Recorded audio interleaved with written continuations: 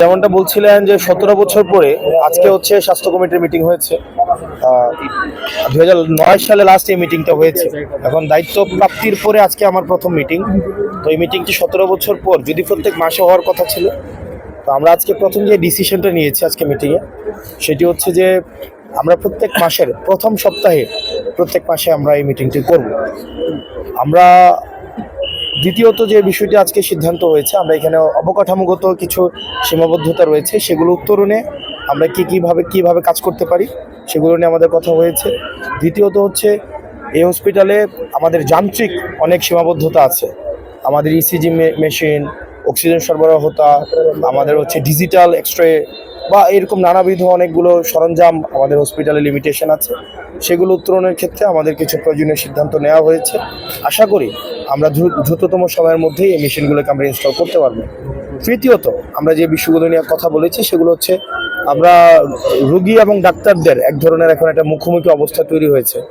আমরা যদি ডাক্তারদেরকে তার পেশার একটা যথাযথভাবে ব্যবস্থা নিশ্চিত করতে না পারি, সেক্ষেত্রে কিন্তু আসলে ডাক্তাররা মানসিকভাবে রুগী দেখার ক্ষেত্রে তারা হচ্ছে সেই পরিবেশটি পাবে না। যেমন আপনারা জেনে থাকবেন যে এই হসপিটালটা কিন্তু 50 শয্যা বিশিষ্ট হসপিটাল হওয়া সত্ত্বেও প্রত্যেক দিন কিন্তু ডাক্তাররা আমাদের 90+ 100-150 রুগী কিন্তু ভর্তি থাকে, তাদেরকে কিন্তু সেবা বঞ্চিত করছেন না।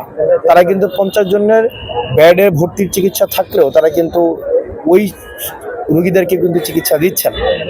দ্বিতীয়ত যে বিষয়টি, এখানে একটা রুগী যে এখানে ডাক্তার আমাদের জুনিয়র কনসালটেন্ট থাকার কথা হচ্ছে 10 জন, সেখানে জুনিয়র কনসালটেন্ট আছে 9 জন, তার মধ্যে আবার 4 জন হচ্ছে বিভিন্ন জায়গায় প্রেশনে আছেন, অ্যাটাচমেন্টে আছেন।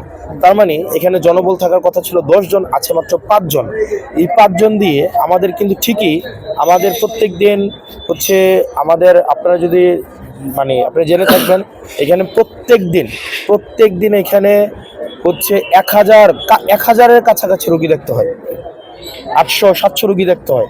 আবার আপনি ভাগ করেন 5 জন ডাক্তার 700 জন রুগী দেখে প্রত্যেক দিন 600। গত ফেব্রুয়ারি মাসে এই হসপিটালে রুগী দেখা হয়েছে 15,500 রুগী দেখা হয়েছে। আবার আপনি চিন্তা করেন প্রত্যেক 5 জন ডাক্তার যদি 15,000 রুগী দেখে, এটা হচ্ছে কোনোভাবেই, আর ডাক্তারি জায়গা থেকে আমি ডাক্তারকে হচ্ছে প্রেশার দিয়ে ফোর্স করাইয়া, জোর করাইয়া, জবরদস্তি করাইয়া আমি এটাকে চিকিৎসা করাইতে পারবো না। আমি ডাক্তারদেরকে কিন্তু যথাযথ আমাকে তার পেশাদারি এবং পেশাগত পরিবেশটাকে আমাকে নিশ্চিত করতে হবে। এবং ডাক্তারকে যদি আমি চোর-পুলিশ সম্পর্কের মধ্যে রাখি, আপনাদের সাংবাদিক ভাইয়েরা আপনারা যারা আছেন, আমি আপনাদের কাছে অনুরোধ করব, আমি ওনাদের কাছ থেকে 1 মাস সময় চাইছি। 1 মাস তাদেরকে আমরা হচ্ছে অবজার্ভ করি।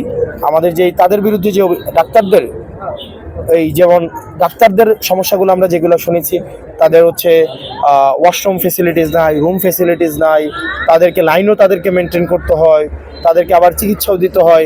একজন ডাক্তারকে প্রত্যেক দিন 200 রোগীর মতো দেখতে হয়। আপনি বলেন একজন ডাক্তার 200 রোগী দেখা কোনোদিন সম্ভব? এটা কি কোনোভাবে পসিবল?